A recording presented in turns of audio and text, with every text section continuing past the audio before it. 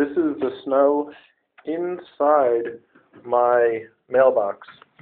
The door was shut all night, but the snow blew through the little mail slot, and this is how much snow accumulated inside of my place. This is how much got in around there. And let's look outside. Let's go see what it's like. Oh, almost locked myself out. Oh, I'm not going to lock myself out.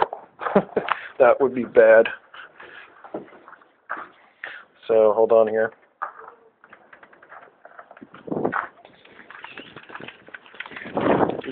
This is the curb. That's where the cars are. Those are people walking on the middle line to try to move around. This is the scene of people. Random Mexicans shoveling snow. This is the blizzard of 2010/2009. Oh, there's actually some cars driving. There's literally just room for one car at a time. Yeah, fun.